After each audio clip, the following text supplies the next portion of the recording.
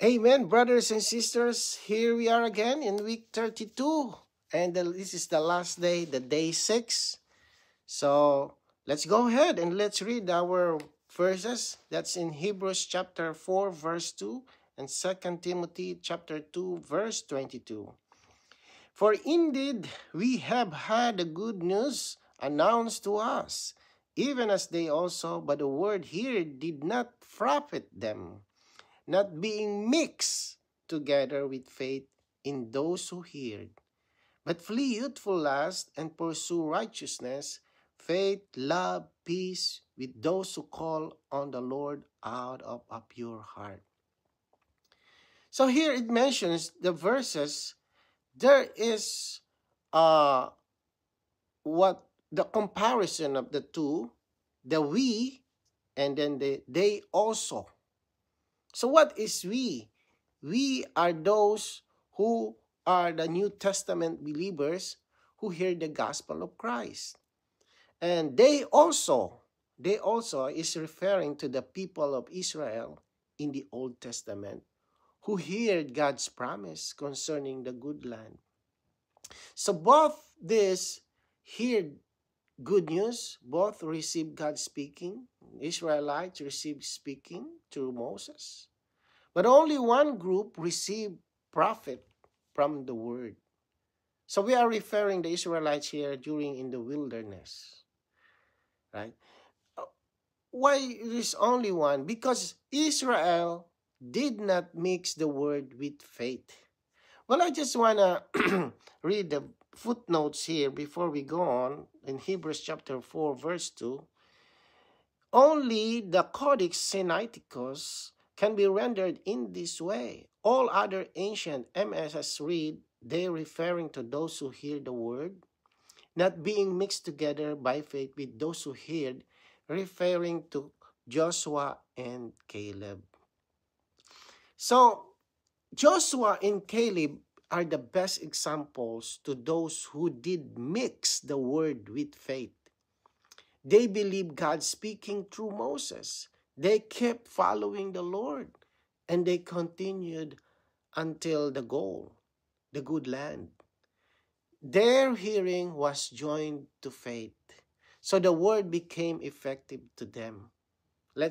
Maybe Joshua said, let's go, Caleb. Let's pursue this goal. There is a good land. In my faith, the good land is real. But the problem is the rest of Israel probably happened, their hearts refuse to stand with the believing ones. This is what also in the Lord, in the New Testament, this is what the recovery version of footnotes bring us. The unbelieving Israel did not mix themselves by faith with those who heard, that is Joshua and Caleb. This means mixing does not mean producing by faith by ourselves. Mixing means opening our heart to receive Christ as faith. Because Christ is the author of our faith. And faith comes through his speaking. So when the heart is closed, the word has no way to enter. It goes in the ear and out to the other side. No profit, no effect, no working. But when the heart is soft, open, and turned to the Lord, the word enters us and becomes living, becomes operative, and full of faith.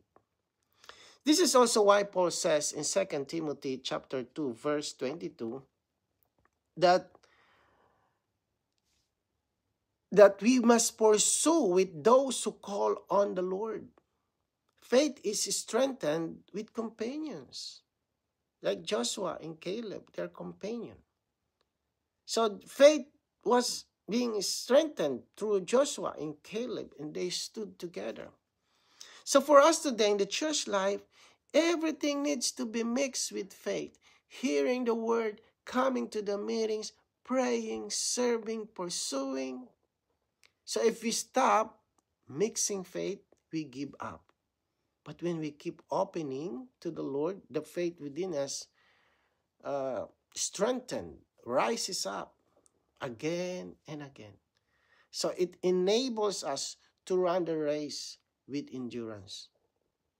So we hear the word, we open our heart, we mix with faith, and the word becomes profitable in us. So let's go to the paragraph. This is two paragraphs, but I read the two paragraphs here.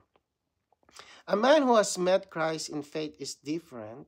Only those who have touched Christ have his power manifested through them. All the filthy and binding sins are shaken off from us when we touch Christ. The minute we believe in him, his resurrection life comes into us. By faith, all this becomes real in us. Not only are our lives changed by faith, but there is a very great power within this faith, which motivates thousands to become missionaries and martyrs. This great power within is irrepressible and unlimited.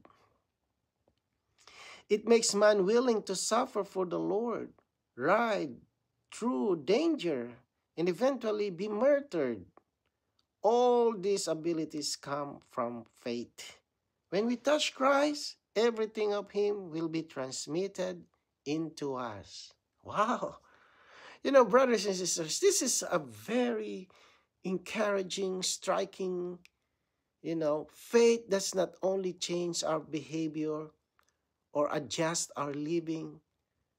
It truly changes us, right? What truly changes us is Christ himself.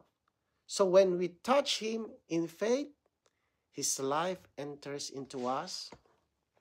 His resurrection power fills us. And his person himself transmitted into our being.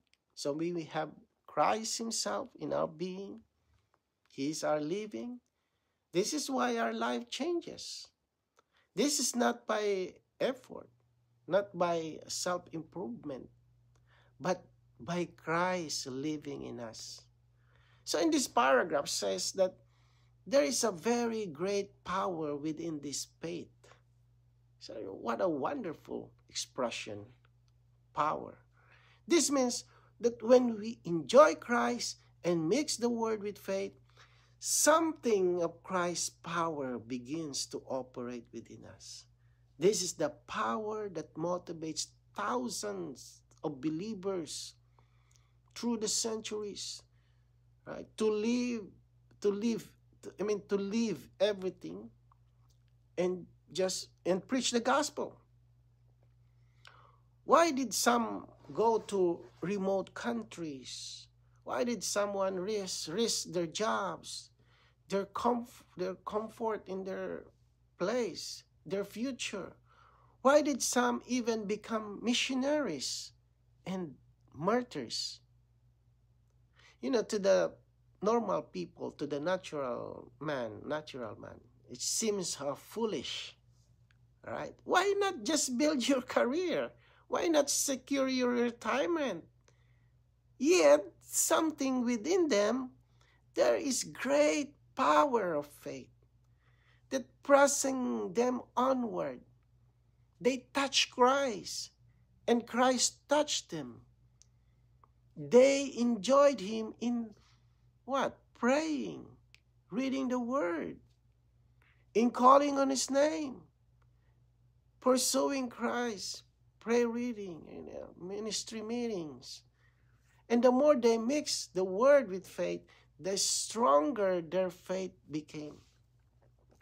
This is why they could boldly say, like in Paul in Romans chapter 1 verse 16, I am not ashamed of the gospel.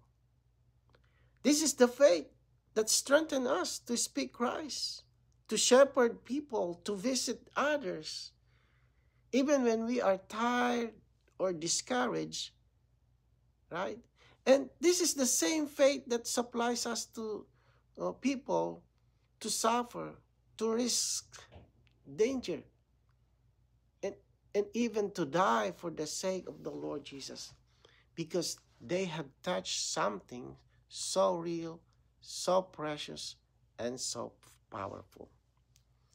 So faith becomes powerful because Christ becomes real. The more we touch Christ, the more his power is transmitted into us.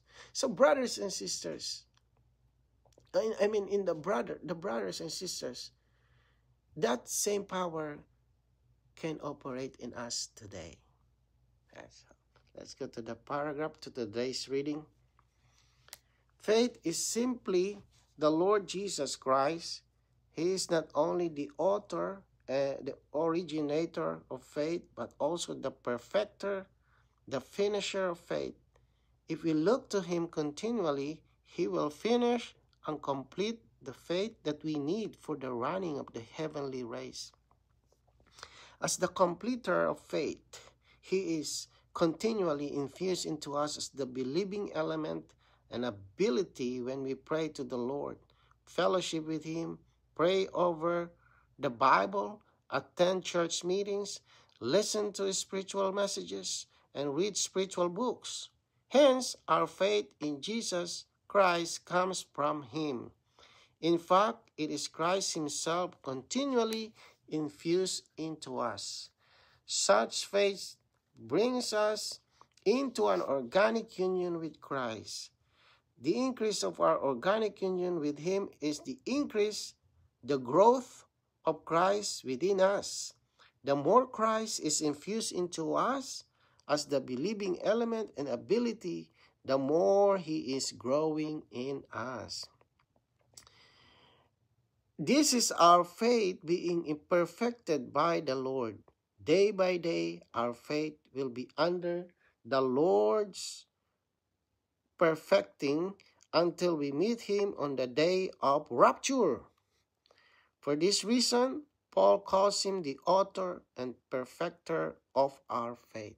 Brothers and sisters, we are all running the race. Each one of us has our own portion, our own path, our own story, but at the same time, we also running together with the other saints. This Christian race is not individualistic. We are moving together, right? Encouraging one another, sometimes pulling one another. Let's go run. Sometimes even carrying one another, right? I'm gonna carry you. Let's go run together. And while we are running, there are moments when we feel weak, tired, or even discouraged. Sometimes the vision becomes blurry toward the goal. It becomes blurry. Sometimes we feel pain in our inner being. Sometimes problems arise or disappointments hit us, and we lose our strength. Yeah, sometimes you say, "Oh Lord, my knee is having pain while running." So spiritually speaking, probably there's a lot of pain deep within you.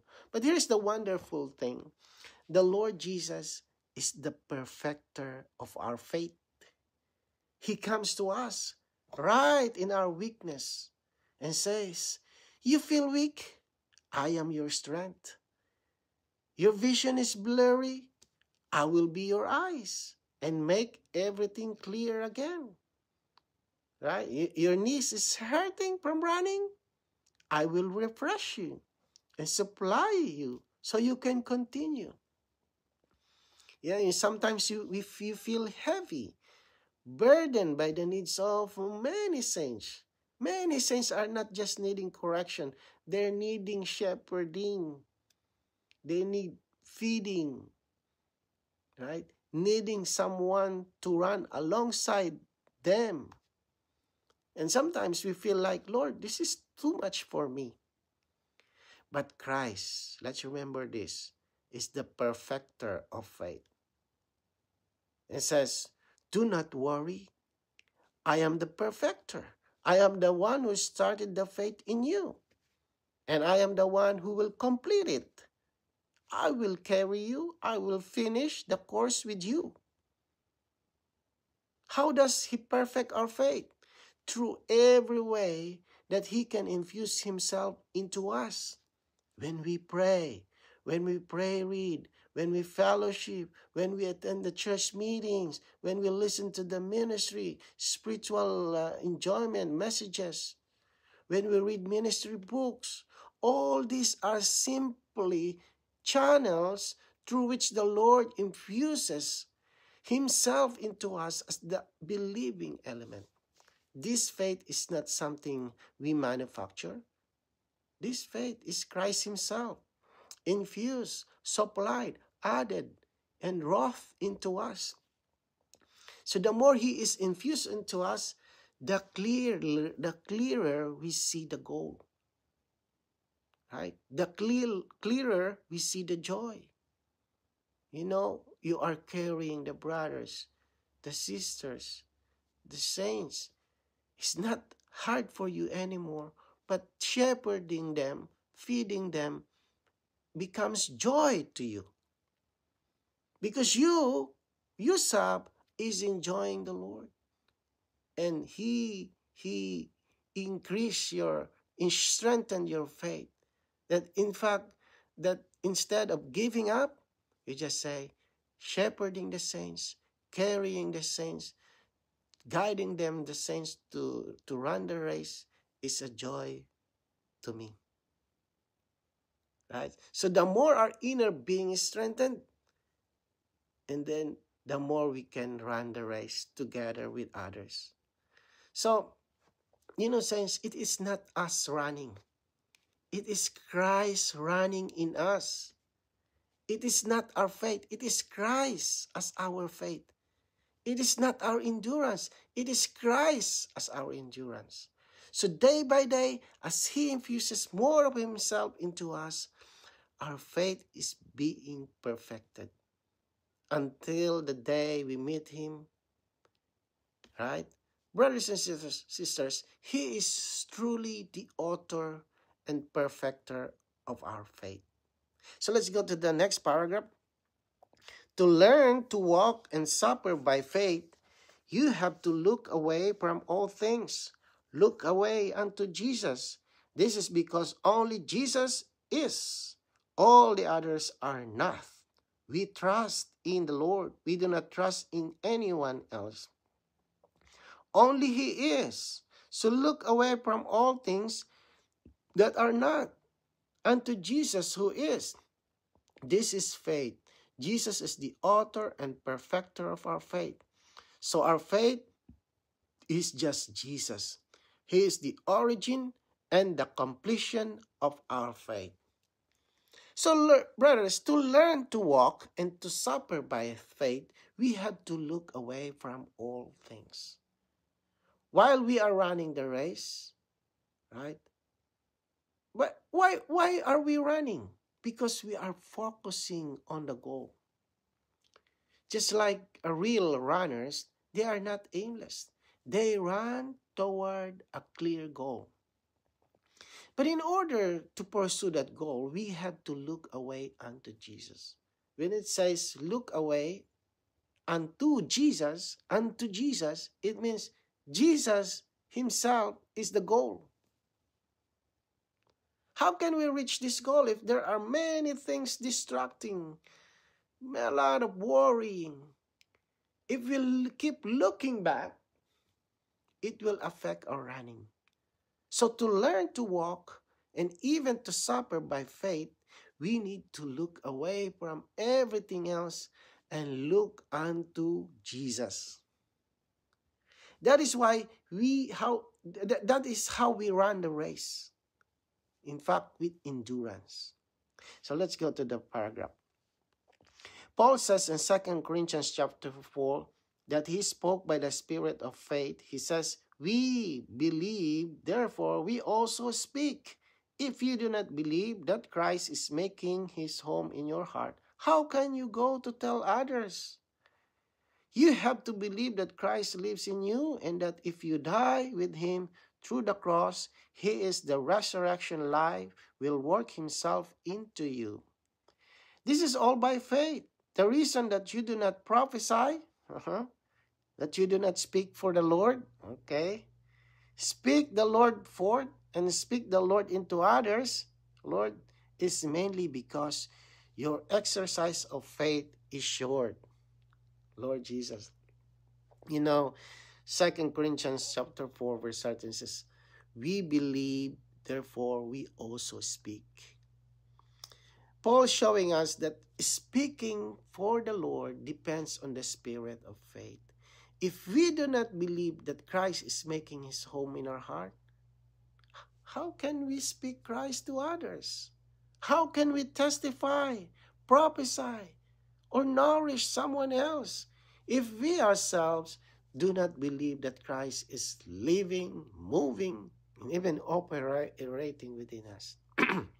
So we must believe that Christ lives in us. Christ is making home in our heart. And when we take cross, his resurrection life works more of himself into us. It is all of this is by faith. So Paul's point is very simple. If our exercise of faith is short, our speaking will also be short.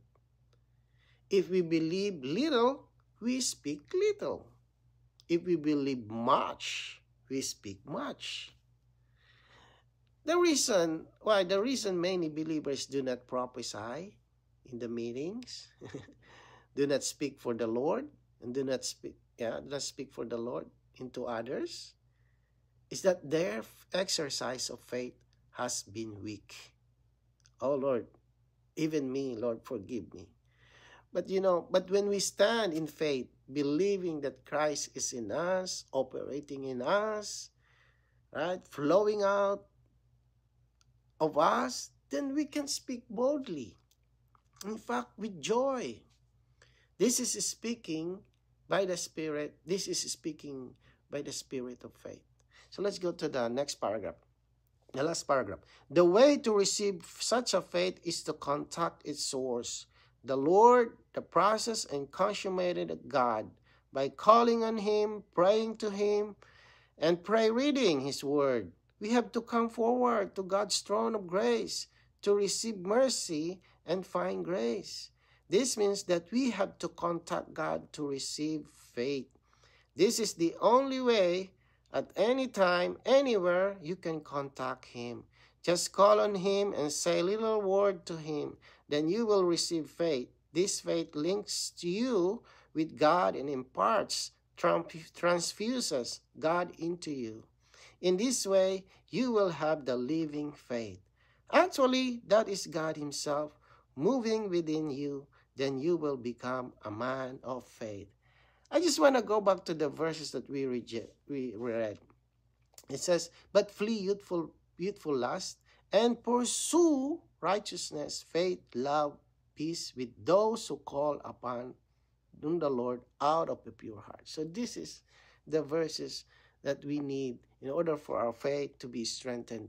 So these paragraphs mention that the only source of our faith is the Lord Jesus himself. Faith does not come from trying harder or from our natural strength. It comes from contacting Christ, the process and consummated God. So how do we contact? Very simple. By calling on his name, by praying to him, by reading his word, and coming forward to the throne of grace, coming to the meeting, listening to the messages, right? So whenever we turn to the Lord, even just a short prayer, just, Lord Jesus, I love you, I need you, Lord, strengthen my faith. He immediately supplies us with faith. The faith is not a thing. It is God himself infused into us, linking us to him, energizing, making us living. So when God moves in us, we become people who can believe, stand on, and go on. So the way to become a man of faith is simply contact the Lord continually. Wherever you're driving, you are in the work, right? anytime. So, but as long as we turn to Him, faith that within us rises up, and be, because this faith is Christ Himself. It is living, and this faith will move us. So, Lord Jesus, thank you for the faith, Lord Jesus. Lord, you are truly the author and the perfecter of our faith. Lord, continue, be one with us while we are running the race. Lord Jesus, we believe in those things because the faith makes believe in everything of you, Lord. Lord Jesus, keep our faith strengthened so we can run the race and finish the goal, finish the course and gain the goal.